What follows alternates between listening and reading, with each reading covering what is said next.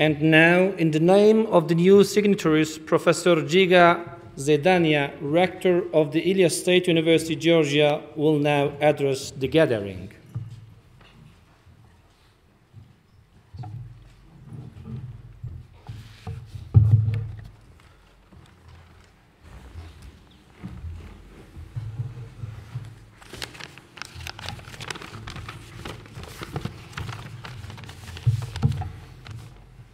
Dear Rector, dear President, dear Honorary President, dear colleagues, ladies and gentlemen, it's a great honor to stand here on behalf of my colleagues representing the institutions which have joined Magna Carta Universitatum today.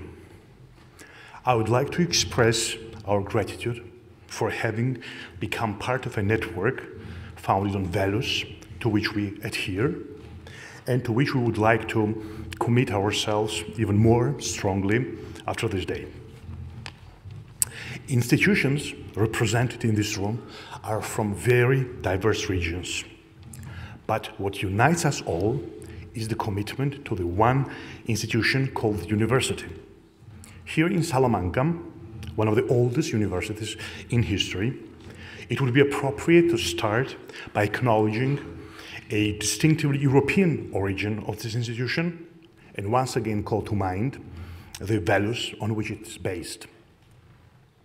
Professor Norda talked eloquently about values yesterday. Value is normally defined as a conception of the desirable, not the desired, but the desirable. Thus, values are not about what humans really want, but about what humans think they should want. And this is a crucial difference, which is the origin of much difficulties, but also of much progress. Institutional autonomy, academic freedom, unity of teaching and research are values without which we can no longer think about universities.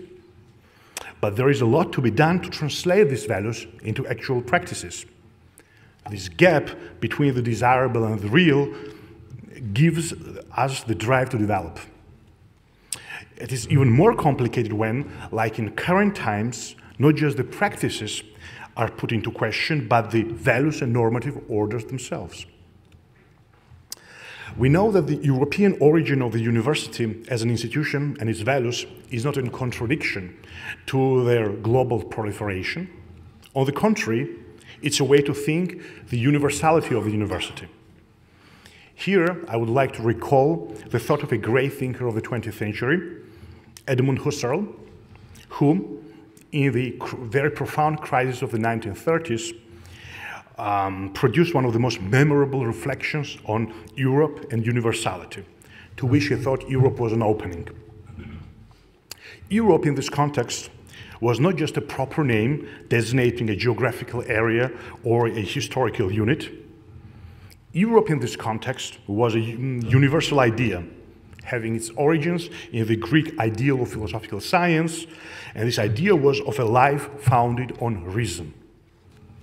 Now, this idea might sound awfully naive in a time which has produced non-concepts such as post-truth and fake news, but it is precisely in the times of crisis that we have to think about and think back to the origin of our ideas, practices, and institutions. And university has been an essential part of infrastructure supporting this ideal of life based on reason. Yes, there are societies for which universities form an organic part of their life, and there are those countries where the universities function somewhat like enclaves of rationality in a more or less hostile environment. But if current political, societal, and cultural upheavals teach us something, it is the lesson that no one is spared from the shaking foundations, that both the center and the periphery are affected by new certainties and by new challenges.